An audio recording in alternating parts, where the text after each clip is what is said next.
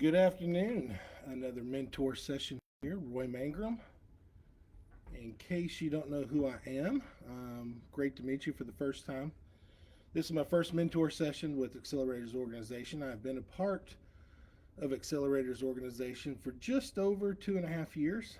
I started my business roughly 11 years ago, and after struggling for many, many years trying to figure out how to get to where I wanted to be, I joined Accelerators Organization, and quickly I learned the power of Accelerators Organization and was able to take my business to seven figures.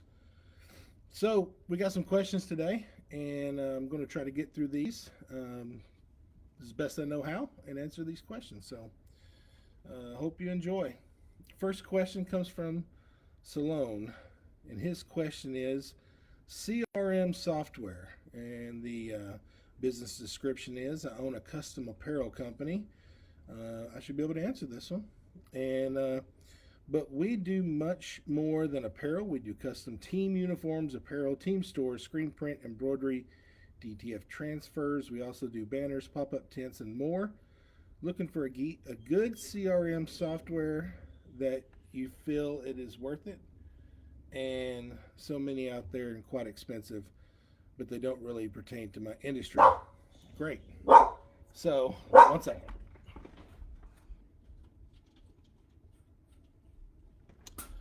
Sorry, got some dogs here. All right. So, CRM software for the apparel business. And I think I heard some of the other mentors answer this, and I will start it off with the exact same thing. I have used several different methods. I've used QuickBooks, I've used Monday.com, tried to track it on a spreadsheet. The best is whatever you're actually going to implement, use daily. We have found, and we've been using a software called Printavo. We've been using it for about a year now, and it's by far the best thing we've ever used for the apparel business, or for the custom apparel business.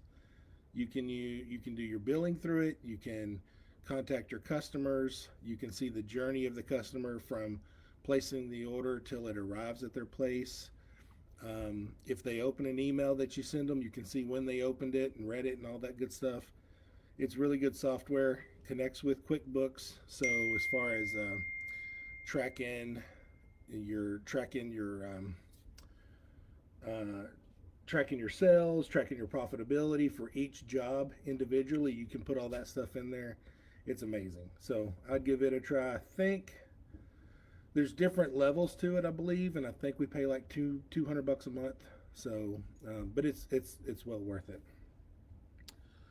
The second question comes from Nahid. The question is, should I show my business ventures on YouTube? Business subscription. I'm starting a dog walking business. It is my very first business venture, and I have already created business cards for it. Should I document everything on YouTube so it can start gaining some traction and eventually brand myself long term? All right, so I think social media is incredibly important for any business. The first question I would ask you is, what are you branding the business or branding yourself? If you are branding the business, then I would probably first look at the area you're in, and probably target that first. So be more like your Facebook lives, Facebook stories, Instagram reels, those types of things, and probably less of the YouTube, because it would be short and to the point, and hey, I'm out here walking dogs. People look at it, hey, I need somebody to walk a dog, so forth and so on. They can contact you that way. I would also look at what's the dog app? It's what was it called, Rover, I think, or something like that. I would see if you can post stuff on there. I don't know if it's just a job posting thing, but if it is, maybe at the end of your job post, you put a link to your Instagram and your Facebook so people could see you in action. Everybody likes to watch, right? So hope that helps. Next question is from Trevor. And Trevor's question is, should you put your prices on the website? Business subscription. I look for men over 40, helping them lose body fat without dieting and going to the gym or taking dangerous drugs. I am asking this question because I want to position my program properly without having price objections. Although I know understanding the price is important, I don't want to be the underlying factor that drives the decision of the buyer. I want individuals to understand the value of what we offer before asking the price. Honestly, get very frustrated when somebody just texts me, "What is the cost?" Shows that they have no understanding of what we do and the value that we provide. On my website, I try to give as much value and explanation of the program as possible, so the price is the last concern, as I know we can deliver results and give them an amazing value for the price they pay. Effort for the best marketing outcomes. Please help. All right, so Trevor, first thing I would say is the information that you're providing entertaining and compelling? The reason I ask that is, and I've seen lots of these different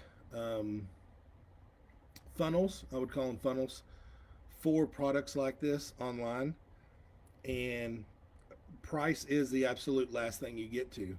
But there's video after video after video after testimonial after video after testimonial that they go through that kind of creates that emotion, and then at the end of it, then price really isn't an option as long as you are getting the right customer into the funnel. So probably the first thing I would look at is, how are you targeting the people into the top of the funnel? And I don't know a lot about how the algorithms and stuff in marketing, the marketing, how they target those folks, but I would look at that first. And then the second thing is, if people are jumping out and just texting you and asking what the price is, I would look at maybe changing the messaging a little bit from just informational to more entertaining. And I think you sent a video that I watched and I commented on that was very entertaining, and I really like that video. I think more of that would definitely help. So hope that helps. Next question is from Joe, and Joe says, how do you make those tough long-term decisions today instead of focusing only on the short term? Business subscription. I own Handyman Joe. I have fallen into, by my own actions, a cycle of making decisions for today and keep kicking the can down the road, saying I'll deal with it later. I am concerned the time is going to come sooner than later, and I won't be ready, mostly around money things. How do you mentally get yourself to do things you know are the right thing to do, but you fight it? Thanks. Well, Joe, I think that's the $1,000,000 question. And most solopreneurs or small business owners who have a very short staff and not a lot of help have very similar problems. I know personally I have had that same problem where I go, okay, there's 1,500 things that need to happen this weekend, and I have the capacity for 20, So then you have to look at, okay, what is the most important for the short term? And that's, revenue generating, especially you reference money things. And I know that problem well, as a lot of small business owners do. So you have to take care of those things first that, keep you going down the road. The other thing I would recommend, and this is something I've started implementing, Sean has kind of worked with me on over the years, is starting with the end in mind. Okay, so if I know I want to get to, this destination, right? GPS, use the old GPS analogy. If I'm going from Nashville to Tampa, I put Tampa in the GPS, and it's going to map out the things that have to happen for me to get to Tampa. So if you start with the end in mind, you can work your way backwards to laying out the roadmap to get those things done. um, and it's being a little more diligent at times when, hey, let's be honest, there's times when we're like, you know what, I'll put it off till tomorrow. Tomorrow never comes. So part of that is just going to be a little bit more discipline and, you know, putting yourself into making yourself do some of the things that you just don't want to do. Put it on a task list and, go, hey, I'm getting these 5 things done before I go to bed tonight, whatever they are. And I think that'll help you out. That's one thing that, like I said, this is one thing I've implemented over the past couple of years, and it's made a tremendous difference because I was one of the worst at kicking it down the road. So hope that helps, man. Let's see. The next question is from Steve. How do you suck it up and close down a business if it's not working when you don't want to throw in the towel, and how to manage the emotions around starting new? Business description. I have been a sales leader and sales team manager for years, but I decided to start my own product companies, and they have not quite panned out for several reasons. Now I am faced with shutting them down and starting new, or continuing knowing it might not work out anyway. My question is, how do you manage those emotions, and how do you know what is best decision to make for short term and long term? That's a big question, Steve. That could be, I think there's a lot. Let me break it down. There's several pieces to this because this is not something that I think I would want to answer in 5 minutes on a Facebook Live, because this is a little bit bigger decision than you know than some questions we get. So the first thing I would look at is, in your own words, you said starting anew or continuing knowing it might not work out anyway. The first thing I would ask you is, why would you think it would not work out anyway? That'd be the first question I would ask myself, is why would that be in my mindset? Now, it could be valid. I'm not saying it's not valid, but that's the first question I would want to ask myself, is why do I think it's not going to work out anyway? If you've been in sales and sales team management, I'd look at, what have you been doing different in your years and years of training to move the product forward, right? Um, that would be the second thing I would ask myself. And probably beyond that, take that to the side. That is a tremendously emotional decision that has to be made. As a small business owner myself, when I read this question and I kind of thought through what emotions I would go through in this instance, for me personally, it's like a child, right? Giving it up. You've had this thing, you've spent hours upon hours, you've sacrificed, you've done all these different things to try to build this thing, and you know what? Hey, sometimes it just don't work. You know, if you ask, 10 business owners how many failed attempts before they got the first successful one, all 10 are going to have failed attempts before they got the first successful one. So number one, it's not uncommon that happens. Two things that I would recommend: take emotions out of it. If you're emotional, chances are you will make a wrong decision. I know personally, when I let emotions creep in, I do the wrong thing every time. Um, More often than not, when I listen to my gut, it's the right decision. And when I don't listen to my gut, I make the wrong decision. Um, Not every decision is going to be perfect, but I think delaying a decision is worse than not making a decision at all. So I would probably recommend that you book some time with Sean, sit down, go over the details of everything in this before you make a big decision like this, and get some of his feedback and wisdom from his years. So Steve, I know that's a roundabout answer and not answering the question. But again, brother, I want to give you good advice. So that's what I would recommend you do. Have a sit down with Sean. Last question, Erica Jones.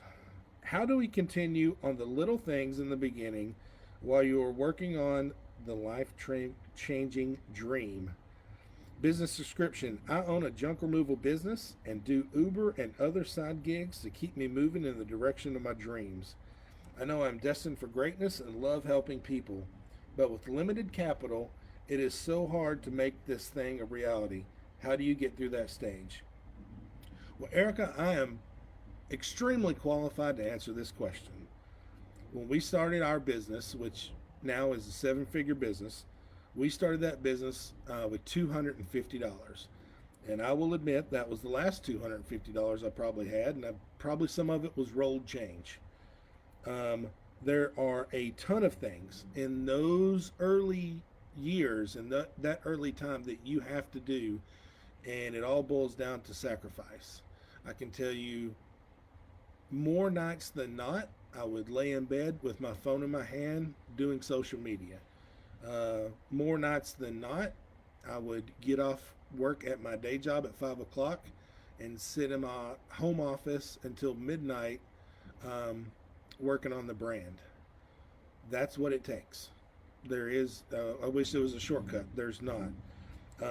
With you doing Uber and side gigs to, keep the lights on, so to speak, you just got to find, a little time in there. The good thing about the world we live in now, you got a computer right in your hand. You got your iPhone, let's hope you're not an Android person, but you got your iPhone right in your hand. Between Uber gigs, pull over the side of the road, make some social media posts, use Canva, make some graphics to send out a mass email. You can, order, go on Uprinting and order little yard signs to put out on the corners. You're already driving around anyway, so put signs out on the corners of the neighborhoods you're driving through. Use that time to double dip, so to speak. You're driving your Uber between, picking up people and dropping them off. Use that time to market your business. Don't let it be wasted extra time. No wasted minutes is what I'm trying to say in this stage.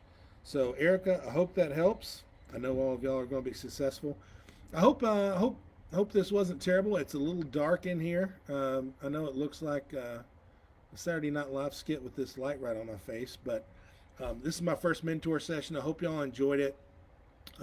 Remember to go onto the portal and ask questions of the mentors. You got a ton of mentors here that are here donating their time to help you be more successful.